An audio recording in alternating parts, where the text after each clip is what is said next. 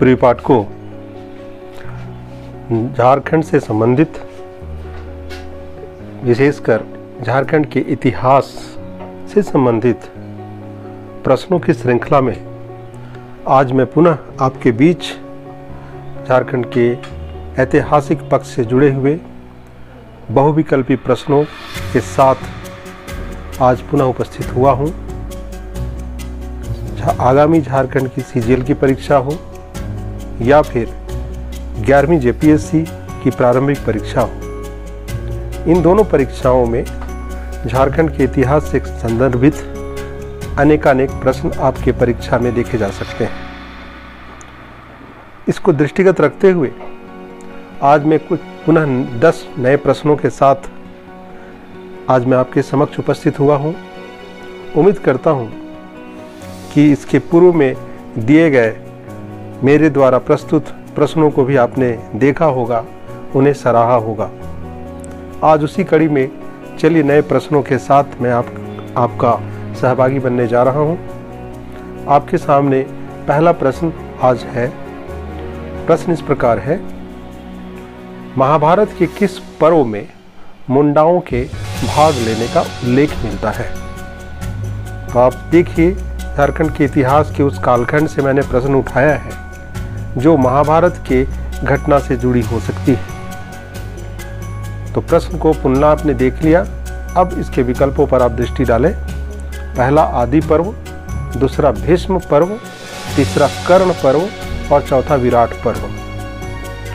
तो आपको आपके सामने 4 विकल्प दे दिए गए हैं। आप उचित विकल्प का चयन करें। चलिए, उम्मीद करता हूं कि आप विकल्प तक पहुंच चुके होंगे और इसका सही विकल्प है भीष्म पर्व। तो इससे जुड़ी हुई जो व्याख्या वांछित है मैं वो साझा करना चाहूँगा। तो जहाँ तक भीष्म पर्व की बात है, जो महाभारत युद्ध का पहला भाग माना जाता है और इसी पहले भाग में मुंडाओं के भाग लेने का उल्लेख है। तो यहाँ मैं यह भी बता दूं कि महाभारत में कुल 18 पर्वों का वर्णन है और भीष्म पर्व में संजय भीष्म की सेना का वर्णन करते हुए कहता है कि इसके वाम अंग में करुषों के साथ मुंड भी युद्ध में शामिल थे।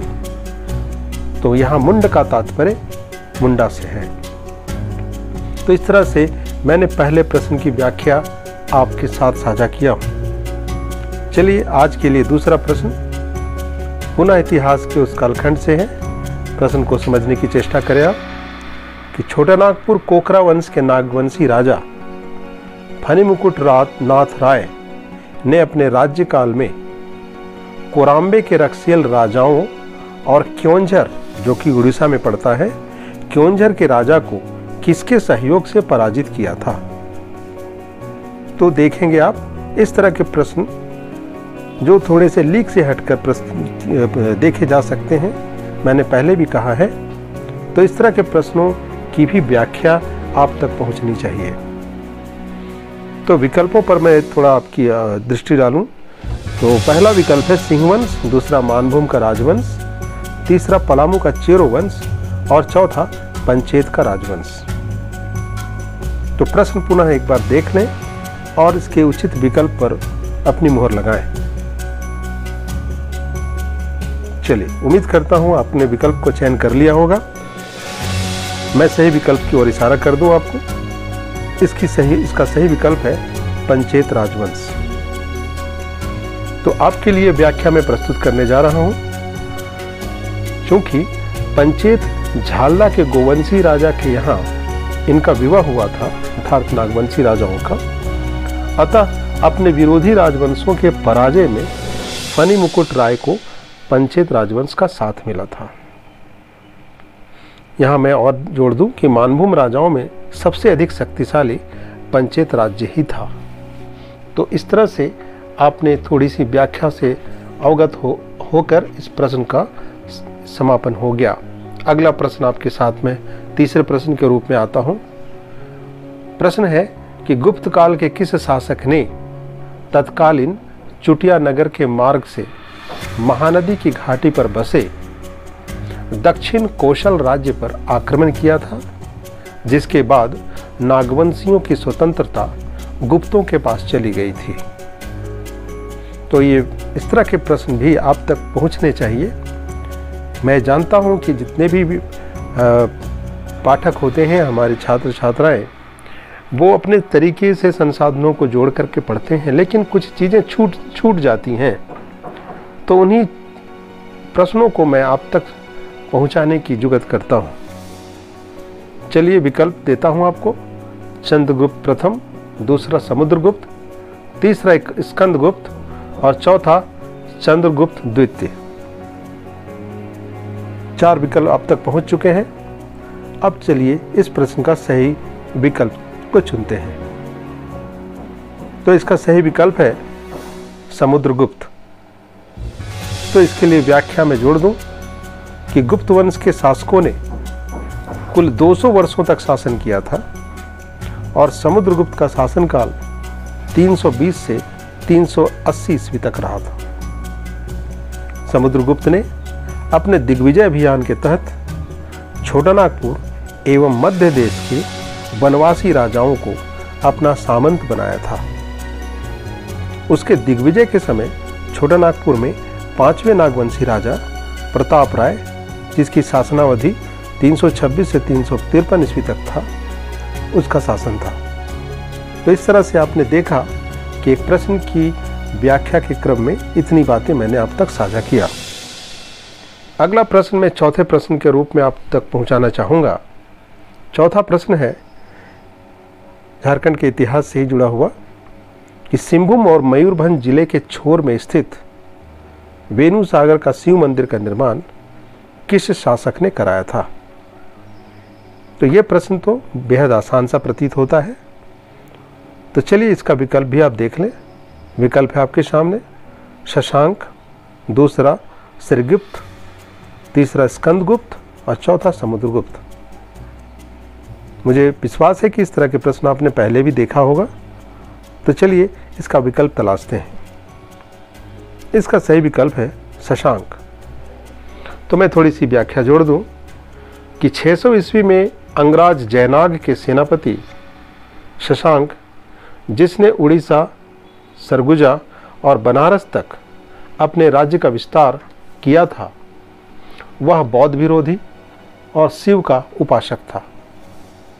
उड़ीसा के क्योंझर से 6 से 7 मील दूर झारखंड की ओर सिंहभूम और मयूरभंज जिले के छोर पर स्थित कोचांग नामक स्थान पर वेणु सागर का शिव मंदिर का निर्माण इसने ही कराया था। तो इस तरह से 4 प्रश्नों को मैं आप तक पहुंचा चुका हूं। उम्मीद करता हूं कि ये मेरे प्रश्न जो आप तक पहुंच रहे हैं, हमारे संस्थान में हमारे विशेषज्ञों की मेहनत से तैयार किए गए प्रश्न आप तक पहुंचाने की कोशिश हो रही है। इसके अतिरिक्त अतुल्य सिविल सर्विसेज एकेडमी संस्थान में इन दिनों टेस्ट सीरीज के माध्यम से आप तक गुणवत्ता युक्त प्रश्नों को पहुंचाने की नियमित एक्सरसाइज या नियमित रूप से अभ्यास किया जा रहा है।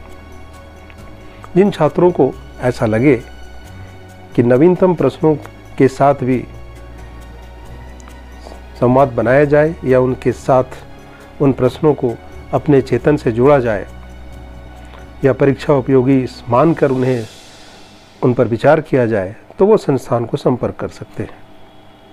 आप तक स्क्रीन में आ गया एक नया प्रश्न। किस नागवंशी राजा के शासनकाल में चैतन्य महाप्रभु ने जगन्नाथ और मथुरा की यात्रा के क्रम में झारखंड का परिभ्रमण किया था? तो आपके सामने 4 नाम हैं और ये नागवंशी राजाओं के नाम हैं। एक का नाम चक्षाकर्ण, दूसरा भीमकर्ण, तीसरा प्रतापकर्ण, चौथा यशकर्ण। तो यह मैं बता दूं, इसका सही विकल्प होगा चक्षाकर्ण।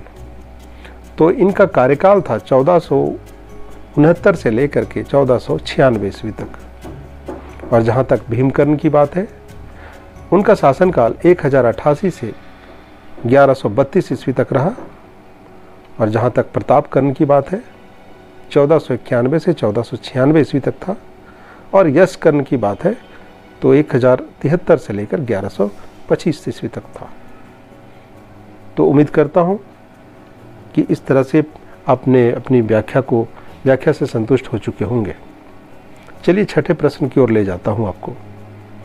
छठा प्रश्न है कि अकबर ने अपने प्रतिनिधि शाहबाज खां तुर्बती को कोकरा क्षेत्र में किस नागवंशी शासक के कार्यकाल में आक्रमण हेतु भेजा था? देखिए 4 विकल्प पुनः है आपके पास। मधुकरण शाह, राजा रघुनाथ शाह, अगला राजा बेरीशाल और राजा दुर्जन शाह।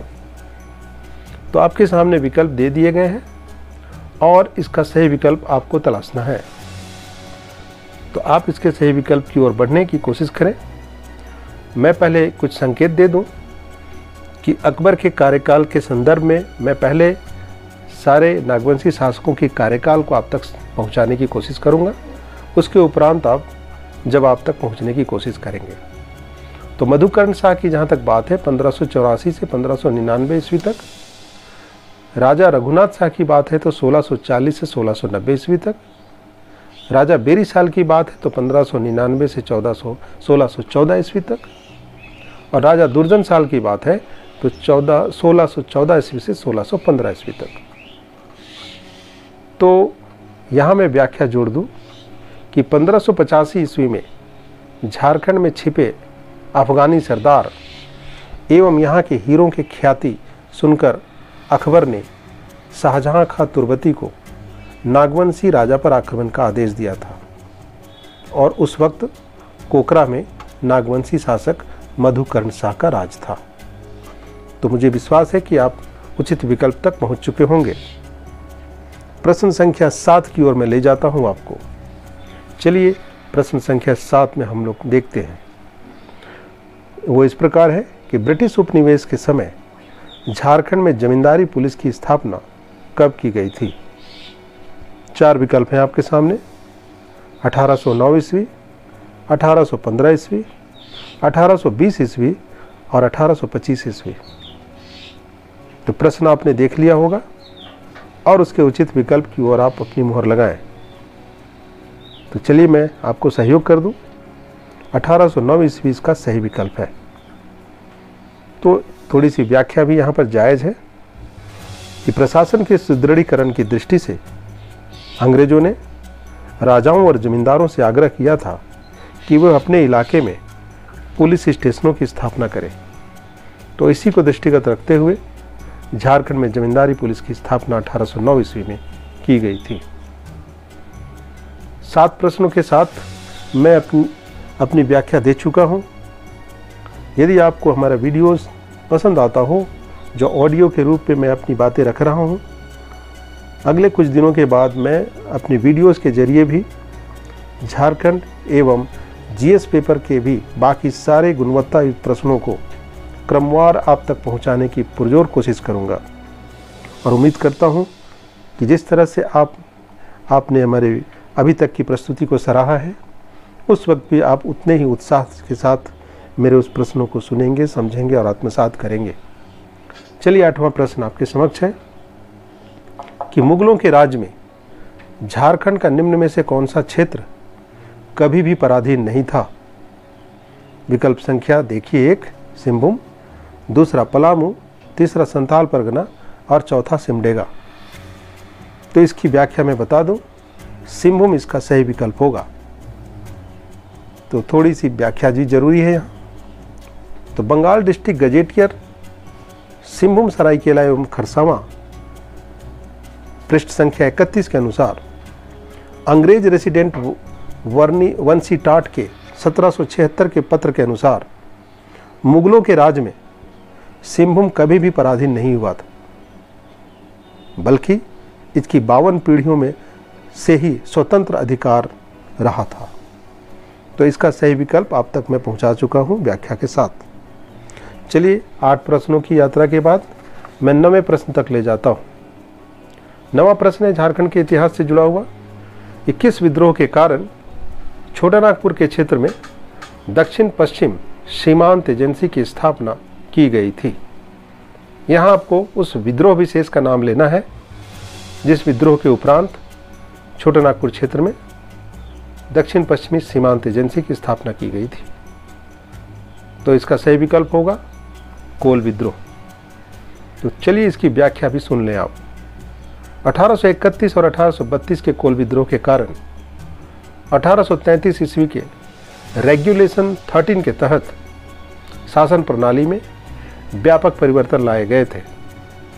ईस्ट इंडिया कंपनी के अप्रत्यक्ष शासन का अंत होते ही ब्रिटिश शासकों की अलगाव नीति का आरंभ हो गया था और छोटे नागपुर दक्षिण पश्चिमी सीमांत एजेंसी का एक भाग बन गया था, जिसका मुख्यालय उस वक्त का तत्कालीन रांची, जिसे किशुनपुर के नाम से जानते थे, यहाँ इसका हेडक्वार्टर बनाया गया था। तो ये थी आप आज के 9वें प्रश्न की व्याख्या। आज के सत्र के अंतिम और 10वें प्रश्न तक मैं आपको ले जाना चाहूँगा। चलिए 10वां प्रश्न भी आप मेरे साथ सुनने की चेष्टा करें। 10th क्वेश्चन है, औपनिवेशिक काल में घटित निम्नलिखित घटनाओं का सही कालक्रम क्या है? अर्थात कॉलोनियल एज में झारखंड के संदर्भ में कुछ घटनाएं घटी थीं, उनका क्रोनोलॉजिक ऑर्डर आपको बताना है। विकल्प संख्या 1 है कोल्हान गवर्नमेंट स्टेट का गठन, दूसरा लूथरन ईसाई मिशन का आगमन, तीसरा छोटनागपुर कमिश्नरी का गठन और चौथा हजारीबाग में संथाल विद्रोह। तो इस तरह के प्रश्नों के साथ आपको परीक्षा में कुछ कूट दे करके विकल्पों के चयन करने होंगे। तो आपके समक्ष नीचे में कूट लिखा हुआ है। कूट में A, B, C, D पर विकल्प आप देख रहे हैं। ये इस तरह के प्रश्न आपकी एकाग्रता चाहते हैं और आपकी कॉन्सेप्ट में कमांड चाहते हैं। तो मैं चाहता हूं कि जो भी छात्र और छात्राएं जो आगामी परीक्षाओं के लिए अपने आप को दमखम के साथ जोड़ने की जिद में हैं, वे अपने कॉन्सेप्ट को तैयार करें। देखिए, यहाँ मैं जोड़ना चाहूँगा कि कोई भी किसी भी परीक्षा में अंतिम सफलता में आपके कॉन्सेप्ट का होना बेहद ज़रूरी है। यदि आप बाईपास रूट से परीक्षा की तैयारी करेंगे तो संभव है कि 1 या 2 अंक से चूक सकते हैं, जो बाद में आपके लिए काफ़ी तकलीफदेह होगा। तो चलिए, आपने उम्मीद करता हूँ इस प्रश्न की व्याख्या समझ चुके होंगे या फिर विकल्प तक पहुँच चुके होंगे। इसका सही विकल्प है बी, अर्थात 1, 2, 3, 4। तो मैं बता दूं कि कोल्हान गवर्नमेंट स्टेट का गठन 1837 ईस्वी में हुआ था, है ना। तो मैं बता दूं कि इसमें कुछ बातें जोड़ दूं कि सिंहभूम के हो वीरों को पूर्ण नियंत्रण में लाने के लिए कैप्टन विल्किंसन के नेतृत्व में 1837 ईस्वी को कंपनी की सेना ने धावा बोला था एवं उस पर विजय हासिल करने के बाद हो लोगों के लिए एक अलग प्रशासनिक इकाई, एक एडमिनिस्ट्रेटिव यूनिट का गठन किया गया था, जिसे ही कोल्हान स्टेट का नाम दिया गया था। दूसरा, जहां तक विकल्पों में एक है लूथरन ईसाई की बात है, तो लूथरन ईसाई मिशनरियों का आगमन झारखंड में 1845 ईस्वी में हुआ था। और जहां तक छोटनागपुर कमिश्नरी की बात है तो 1854 ईस्वी में साउथ वेस्ट फ्रंटियर एजेंसी को समाप्त कर नॉन रेगुलेशन प्रांत के रूप में एक एडमिनिस्ट्रेटिव ढांचा खड़ा किया गया था, जिसे छोटनागपुर कमिश्नरी का नाम दिया गया था। और जहां तक हजारीबाग में संथाल विद्रोह की बात है तो 1855-56 में हजारीबाग के संथालों में एक भीषण विद्रोह हुआ था, जिसके नेता लुबिया और बैरू मांझी थे, जिनके नेतृत्व में हजारीबाग में संथाल विद्रोह हुआ था। तो छात्रों, आज मैं आपके साथ 10 प्रश्नों के विकल्पों एवं इनकी विशद व्याख्या के साथ आप तक पहुंचने की ये कोशिश की है। उम्मीद करता हूं कि आज की व्याख्या आपको पसंद आई होगी। यदि आपको इन सारे प्रश्नों के साथ विधिवत टेस्ट सीरीज करने की इच्छा हो तो नीचे दिए गए मोबाइल नंबर से संस्थान में संपर्क कर सकते हैं। नियमित रूप से झारखंड जीएस और बेसिक साइंस के 20 नंबर के अतिरिक्त प्रश्न कुल मिलाकर के मेरे इस संस्थान में 270 नंबर अंकों के प्रश्न आप तक पहुंचाए जा रहे हैं। उम्मीद करता हूं कि आज आपने प्रश्नों को ध्यान से सुना होगा। मेरे अगले वीडियोस में मैं कुछ बहुविकल्पी प्रश्नों के साथ साथ अब धीरे धीरे कॉन्सेप्ट के कुछ फैक्ट्स भी आप तक रखने की कोशिश करूँगा, जिसमें विभिन्न विषयों की विशद व्याख्या आपके सामने प्रस्तुत की जाएगी। यदि आपको मेरा आज का वीडियो पसंद आया हो तो उसे लाइक करें, सब्सक्राइब करें और अपने मित्रों के साथ साझा करें। अगली मुलाकात मैं बहुत जल्दी आपसे करने जा रहा हूँ। तब तक के लिए बहुत बहुत धन्यवाद।